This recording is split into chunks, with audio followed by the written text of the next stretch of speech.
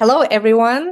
Here is Elevating Leadership Institute co-founders, me, Inga Stasiulionyte, Olympian in javelin throw, and Joe Jacobi, Olympic champion in whitewater slalom racing. So today we're here because we had amazing guest speaker, Adam Hjerpe. Adam Hjerpe, who is executive for Fortune 5. I got corrected in my previous introduction, not 500, but Fortune 5 executive for 30 years. And he specializes in scaling growth, scaling interaction and cultures in the organization. He's really successful at that. How many people I meet who worked with him, they all brag what Adam was their boss. We had on a call too one of his co-workers who has huge respect for each other. I am excited to talk about our reflections, what we got from the video. Quick reminder what Elevating Leadership Institute is: transition partner for companies and organization. And we, because we based our systems on professional athlete development systems for organizations, for startups, for companies who are in the point of scaling and growth, we value practice a lot before performance. So we create that space for leaders and executives to have a space to improve on new skills. And this talks is a part of that journey. Joe, what was your maybe first impression from Adam's talk? And he was your client. You were his coach. I was Adam's coach when he was an executive at United Healthcare. I think that my takeaway, so to understand something about Adam, is that before working at United Healthcare, which is several hundred thousand employees, he worked at General Electric, several hundred thousand employees. And I mean, this is a guy who was kind of raised through his career through kind of what I would call systems thinking. You have to be a part of like systems thinking to be at GE and United Healthcare. And then there's Adam that just, no matter what the system is, it's just like this guy, he cannot avoid putting the people first, putting relationships first, putting connection first. And there is just something that like you cannot push this guy off this track. Like it is just comes after all these years, decades of leadership and decades of working within systems thinking. Nothing can push this guy off the track of people first and culture first and relationships first. And yeah, you can just feel when you're with him. It's so intuitive. And I just love that about Adam Hjerpe. You're so right. Adam is definitely having very strong values and purpose. He stands for them, and you can feel it when you're in presence with him. And it's really interesting what you just mentioned about to grow. Leaders need to create systems. They need to have a vision for the future, and those systems need to be changing when the new growth targets are created. However, you also mentioned about this ongoing relationship building, how those two come together, like systems, attention, and people. What you learned from Adam's talk about it? Well, I think what's interesting. So while Adam feels like he has this very heart-centric, heart-first approach to people, I think the other big kind of takeaway for me, and he just references several times, is the importance of having coaching, and what coaching has done for him. I think what coaching did for Adam what investing in coaching did for Adam was it gave him guardrails around that heart-centered, heart-first approach, which I don't think any leader, like when Adam was young at GE, ever said, "Oh, lead with your heart, put people first, and everything will work out." I sincerely doubt that happened, but I think that is what was so natural about Adam. And I think coaching was something that kind of helped gave him that context that you're speaking about between where does my belief in people, my belief in the human spirit kind of mix with the systems that a company like GE or United Healthcare depends upon in order to reach its objectives and goals, with so many people standing up and doing the work for those companies. There has to be that. So like I think that's where Adam became so bought into coaching, and how coaching really helped him develop as a leader, and gave him the confidence to lead the way he uniquely leads. Recognizing what we need outside support, it shows so much humility in leadership, because everyone expects you to be this a cornerstone for everyone else to support.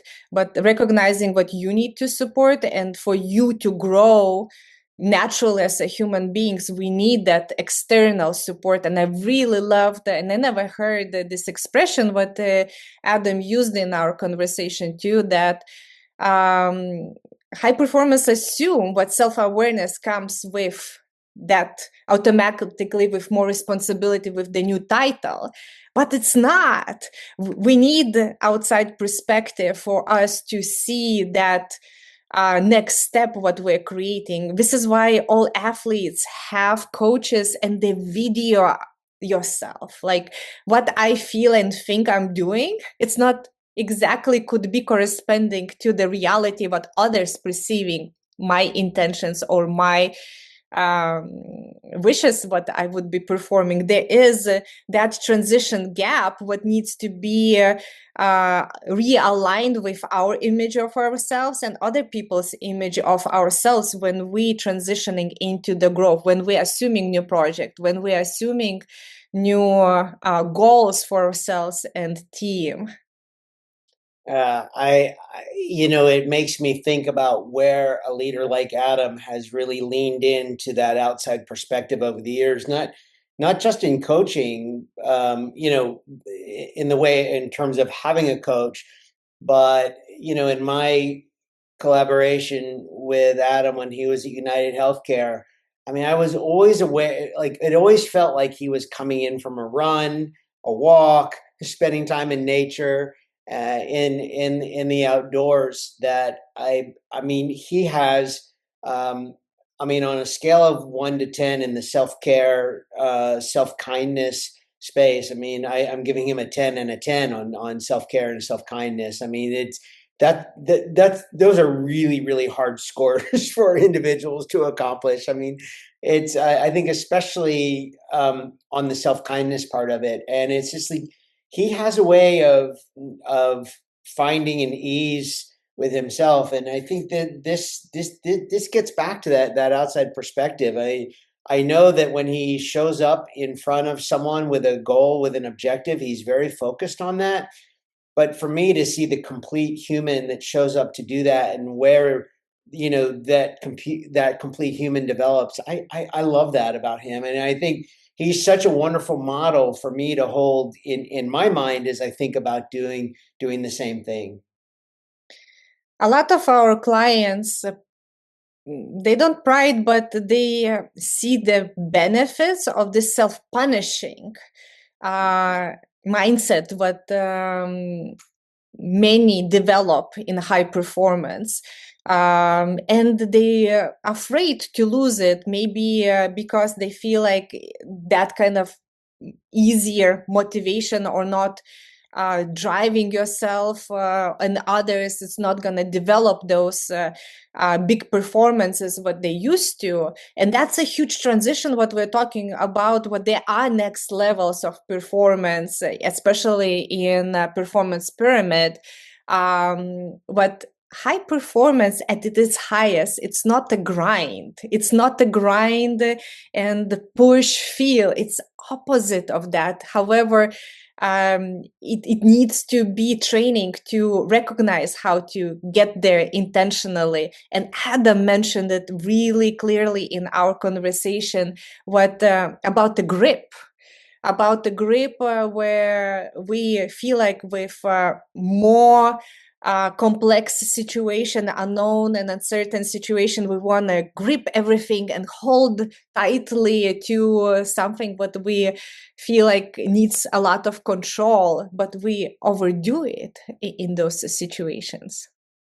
Inga, it's really funny what's coming to mind right now. I'm thinking about the four Olympians with whom you worked with last summer at the Olympic Games in Paris. You had four athletes in three different sports. And I think that, I mean, you and I can reflect on our own athletic, past. Like, I think we both had to work through phases of like grinding and like feeling like we're always at battle and always at war and sort of work. And, we as coaches, we can't talk another athlete nor an executive through that. Like, it's an experiential process. And it's like, in sport, we have to let athletes go that way until they're sort of ready to sort of see that, are you done now? Like, can we now try something else?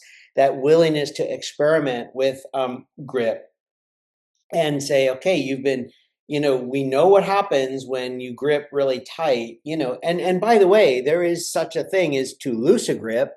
It's always finding the right thing. And I know even in kayaking, when I'm in the sea and the waves or on the river and the rapid, the grip does change. Like, I mean, it's never super tight and it's never super loose, but even the degree of grip changes depending on what I'm doing. Having a real sensitivity to that is huge. But it also, the way you find grip is usually by squeezing too tight and then squeezing like not nearly enough. And it comes back to this awareness, right? The awareness of what you just said.